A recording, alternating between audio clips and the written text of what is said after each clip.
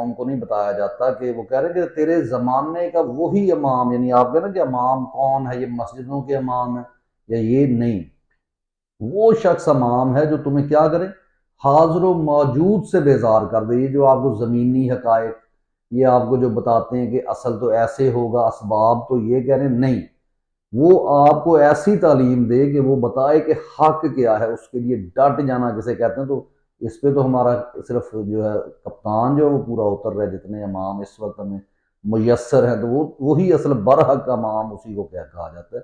اور پھر کہتے ہیں کہ موت کے آئینے میں تجھے دکھا کر رخ دوست، زندگی تیرے لیے اور بھی دشوار کرے۔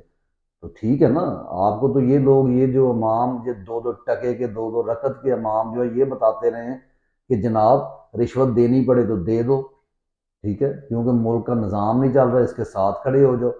ابھی اس پہ وہ علی امین گنڈا پور کی بات میں نے جو کی وہ بھی اسی پہ کریں گے کہ وہ والا نہیں، امام آپ کو کہتا ہے کہ وہ ایک تو حاضر و موجود، یہ اسباب سے بیگانہ کر دیتا، توکل صرف اللہ کے اوپر، اور پھر اس کے بعد کیا ہے کہ زندگی اور دشوار۔ اقبال اور جگہ فرماتے ہیں کہ خدا تجھے کسی طوفان سے آشنا کر دے کہ تیرے بحر کی موجوں میں اضطراب نہیں۔ تو مسلمان تو خود مانگتا ہے۔ تو یہ ہوتا ہے امام اصل، جو کیا کر رہا ہے آج کا نوجوان، اس کے چاہنے والے جو ہیں وہ حاضر و موجود سے بیگانہ ہو کر، کوئی بیرون ملک دھکے کھا رہا ہے، کوئی جیلوں میں سڑ رہا ہے، کوئی جو ہے اس کے دونوں بازو بیکار ہو گئے ہیں، کوئی جو ہے وہ کیا کہتے ہیں کینسر سروائیول ہے، لیکن وہ ڈٹ گیا ہے۔ کیوں؟ کیونکہ امام برحق جو ہے وہ آپ کو میسر آ گیا، اور اس نے آپ کی زندگی اور دشوار کر دی، کیونکہ مسلمان کی زندگی سہل نہیں ہوتی۔ پھر اس کے بعد دے کے احساس زیاں تیرا لہو گرما دے، فقر کی سان چڑھا کر تجھے تلوار کرے۔ اور یہ تلواریں نظر آ رہی ہیں آپ کو، جا بجا آپ کا لہو گرماتی نظر آ رہی ہے، نوجوان جو اس کے ہیں۔ تو یہ کیا کیا اس نے ان کو احساس زیاں کا بتا دیا کہ احساس زیاں کیا ہے، اور وہ جو اللہ تعالیٰ نے قرآن میں فرمایا کہ وَالْعَصْرِ إِنَّ الْإِنسَانَ لَفِي خُسْرٍ، کہ بے شک انسان، اور قسم ہے زمانے کی کہ انسان خسارے میں ہے۔ تو یہ دکھا کے اس نے آپ کو کیا کیا، تلوار بنا دیا۔ اس نے کہا یہ زندگی 2 دن کی زندگی، مر جاؤں گا لیکن غلامی قبول نہیں کروں گا۔ تو یہی اس کا میسج ہے۔ اور آخری شعر اقبال نے جہاں پہ فضل الرحمان جیسے ان بے غیرت قسم کے جو داڑھی رکھ کے وہ کوئی ان کے وہ آفیسر پھر بنے پھرتے ہیں، کوئی جو ہے جناب وہ جیل میں صاحب پھر رہے ہیں، کوئی مختلف لوگ، یعنی کیا سب کے نام گنوائے ہیں، جو 2 رکعت کے جو امام ہیں، یا یہ جو لوگ آ کے آپ کو کہتے ہیں کہ ہم آپ کی امامت کریں گے، یہ جی۔ تو اس کے لیے اقبال نے کہا کہ فتنہ ملت بیدا ہے امامت اس کی، آپ سمجھ رہے ہیں کس کس کی طرف اشارہ ہے۔ فتنہ ملت بیدا ہے امامت اس کی، جو مسلمان کو سلاطین کا پرستار کرے، جو سلطانوں کی پرستاری آپ کو سکھائے، جو بتائے کہ جناب آپ یوں کریں، آپ اس سے مروب ہوں، آپ مروب ہوں جناب عاصم منیر سے کیونکہ اس کے پاس طاقت ہے، آپ کیا کریں جناب، آپ اس کے ساتھ کھڑے ہو جائیں کیونکہ یہاں پیسے ملیں گے، آپ یہاں اپنا ضمیر بیچ دیں۔ تو یہ جو ہے یہ فتنہ ہے، یہ امام نہیں ہے۔ ضمیر فروش لوگ جو ہوتے ہیں ان کا ضمیر ہی جب نہیں ہوتا تو کہاں انہوں نے آنسریبل ہونا ہوتا ہے، یعنی ان کو اس چیز سے فرق نہیں پڑتا کہ وہ جھوٹی کہانیاں سنائیں کہ میں جناب پہاڑوں کے اوپر پھلان کے چڑھتا گیا، میں ٹارزن بن گیا، اور میں یا سچ نہ بولیں۔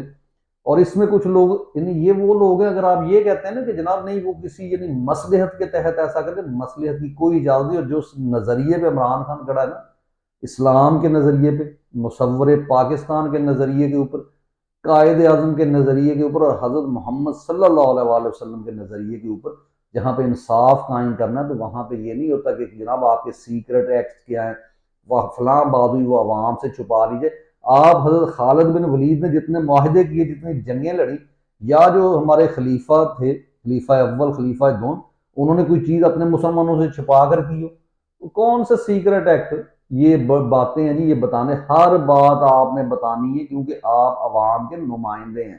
اور جب آپ ملت کے نمائندے ہوں، جب ریاست مدینہ کی بات ہو اور ریاست اسلامی ریاست بنانے کی بات ہو، تو پھر تو کوئی چیز آپ چھپا کر عوام سے کر ہی نہیں سکتے۔ آپ کا لیڈر یہ کہہ رہا ہے، اس نے اس وقت بھی اسمبلیاں تحلیل کی، اور ابھی کئی بار وہ اس کو علی امین کو کہہ رہا ہے کہ اگر تمہیں اتنی بھی پاور نہیں ہے تمہارے پاس کہ تم جناب ایک آئی جی لگا سکو، تو اس حکومت سے جان کیوں نہیں چھڑا لیتے؟ تو یہ ہے ایک مرد مجاہد کی بات، اور اس پہ قوم نے چلنا ہے۔ ہم نے اس نظام کو نہیں بچانا، اور یہ سلام کرنا پڑے گا ان لوگوں کو جو چند ایک لوگ کھڑے ہوئے ہیں اور انہوں نے پوری کمپنی کو گھما کے رکھ دیا ہے۔ اس کی وجہ یہ ہے جناب کہ آپ اس نظام کو کیوں سٹینڈ دیں گے؟ جو نظام مکمل طور پہ گندا ہے، جو بےغیرتی کے اوپر مبنی ہے، جو عوام کے ووٹوں پہ ڈاکہ ڈال کر بنایا گیا، جو بندوق اور دھونس سے بنایا گیا، آپ اس کے دوسری طرف کھڑے ہوں گے۔ اس کے لیے تو آپ کو عمران خان کے ساتھ بھی اگر جرا کرنی پڑے نا تو آپ اس کے لیے تیار رہیں، اور یہ لوگ حق پر کھڑے ہیں۔ یہ علی امین گنڈا پور اس بےغیرت کو صرف اقتدار چاہیے، اور یہ غلط بات ہے کہ جناب اس کو بلیک میل کیا جا رہا ہے۔ اور بغیرت، تم بتاؤ، تم اگر شرابی ہو، تم زانی ہو، تم کچھ بھی ہو، یہاں پہ بات تمہارے ہمیں کریکٹر کی نہیں چاہیے، یہاں پر بات ہمیں یہ ہے کہ تم غریبوں کو، پاکستانیوں کو ان کے حقوق دلوانے کے لیے کھڑے ہو یا نہیں کھڑے، یہاں پر تمہارے جو اصل چیز چلنی ہے۔ تم کیا ہو اپنی نجی زندگی میں سے کوئی فرق نہیں۔ اس دور سے یہ پاکستانی نکل گئے جب آپ کو جناب یہودی ایجنٹ کے یہ فضل الرحمان بے غیرت نعرے لگواتا تھا، اور اس طرح کے اور لوگ جناب یہودیوں کی باتیں اور یہودیوں کی جھولیوں میں بیٹھنے والے یہ لوگ ہیں۔ تو اس لیے ایسی باتیں ختم ہو چکی۔ اصل میں کیا ہو رہا ہے؟ اصل بات یہ ہو رہی ہے جناب کہ ایمرجنسی لگانے کی تیاری ہونی۔ آپ کو اگر یاد ہوگا، اور یہ جو لوگ تھوڑا سا لوگوں کو نکلنے کا یہ موقع دے رہے ہیں، ہاں نکلیں، آپ زبردستی نکلنا پڑے گا، آپ کو ان کے آگے ریزسٹنس شو کرنی پڑے گی، ہر شخص کو نکلنا پڑے گا۔ سال اور قائد کی وفات کے بعد انہوں نے اپنا سسٹم چلانے کے لیے ہر ادارے کو یرغمال بنائے رکھا، وہاں کی سلیکشن یہی کرنے والے تھے۔ ریڈیو پاکستان کہانیاں پڑھی ہیں کہ جناب ایک ایک پروڈیوسر جو ہے اس کو لانے کے لیے کسی نہ کسی بریگیڈیئر کی سفارش ہوتی تھی۔ کیوں؟ کیونکہ ان کو مینج کرنا ہوتا تھا۔ آپ کے سرکاری عہدیدار جہاں پر ان کی ضرورت ہے وہ اسی طرح آتے۔ آپ کی ساری پولیس پیسہ دے کر، جو شخص آئے گا وہ کیسے پیسہ نہیں کمائے گا؟ وہ ضمیر فروش ہوگا۔ تو اس لیے یہ پورا سسٹم بدلنے کی ضرورت ہے۔ وہ میں وقار ملک کو سن رہا تھا کہ وہ کہہ رہے تھے جناب کہ یہ 2022 سے یا کہہ لیں 18 سے جو عمران خان کی حکومت آئی تھی، اس سے بعد جب وہ حکومت گرائی گئی ہے، اس کے بعد کی تمام چیزیں ان کو لٹکانا، ان کو نہیں جناب، ان کی قبروں پر کوڑے مارنے ہوں گے۔ وہ ساری کہانیاں جو ان سے منسوب ہیں وہ ان کو بھلانا ہوگا، بلکہ ان کے لیے سزا تجویز کرنا ہوگی۔ جب تک آپ یہ سوچیں گے کہ اس نظام کو بچا لیا جائے، ان لوگوں کی کہانیوں کو بچا لیا جائے، کبھی یہ ملک جو ہے وہ حقیقی آزادی کی طرف گامزن نہیں ہو سکتا۔ آپ کو یہ کرنا ہے کہ آپ نے مکمل حق کے ساتھ کھڑے ہونے، کوئی جو ہے انٹرنیشنل ریلیشن کی تھیوری جو ہے وہ استعمال یہاں پہ نہیں ہوگی۔ جو استعمال ہوگا وہ کیا، اقبال کا ایک اور شعر یاد آ گیا کہ یہ بات کسی کو نہیں معلوم کہ مومن قاری نظر آتا ہے حقیقت میں ہے قرآن۔ تو وہ جو جیل میں مرد کلندر بیٹھا ہے نا، وہ قرآن ہے، کیونکہ آپ کی پوری جو زندگی ہے اس کا ایک ایک ایکشن، ایک ایک بات، ایک ایک گفتگو، ایک ایک کال قرآن کے مطابق ہوگا تو یہ معاشرہ ترقی کرے گا۔ اس میں لوگ کہیں گے جی آپ کے کون سے اسلام والے جو ہے کام ہے؟ جب بھی آپ کو سمجھ آئے، جب آپ سے گناہ ہو جائے، آپ معافی مانگیں اور اسی طرف آئیں کہ میں نے جو ہے قرآن کے مطابق، لوگوں میں فیصلے تو قرآن کے مطابق کرنے ہیں نا۔ یہ نہیں ہو سکتا کہ آپ جناب مصلحت کا شکار ہو جائیں، آپ جو ہے اشرافیہ کے غلام بن جائیں، آپ جو ہے وہ افریدی مرزا افریدی کو ٹکٹ دیتے پھریں۔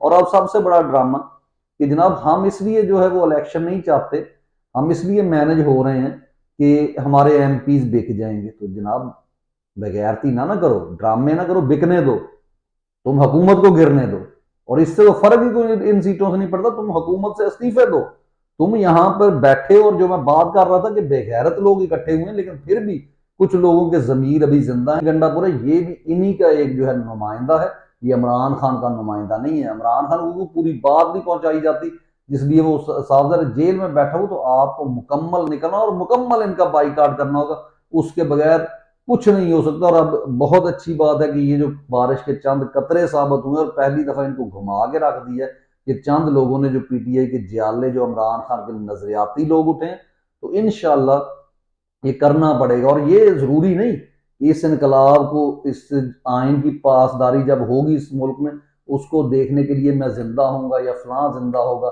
یہ نہیں۔ یہ آپ کے لیڈر نے کیا آپ کو سمجھایا کہ مجھے مار بھی دو گے تو بھی جھکوں گا نہیں، تو بھی جو ہے وہ کیا کہتے ہیں باطل کے ساتھ نہیں کھڑا ہوں گا۔ تو یہ جب ہر پاکستانی یہ فیصلہ کر لے گا نا، آپ کوئی وہ کیا کہتے جتھا تو ہے نہیں کہ آپ نے حملے کرنے ہیں، مارنا ہے ان کو، پرامن احتجاج کرنا ہے۔ ہاں میرے پاس قلم ہے، میرے پاس بندوق ہے، میں اس کو سائڈ پہ رکھتا ہوں، میں کہتا ہوں میں اس گندے نظام کا حصہ نہیں بنوں گا، کیا کر لیں گے؟ مجھے زیادہ سے زیادہ میرے گھر سے اٹھا کے مجھے قتل کر دیں گے، لیکن میں غیرت پر سمجھوتا تو نہیں کروں گا۔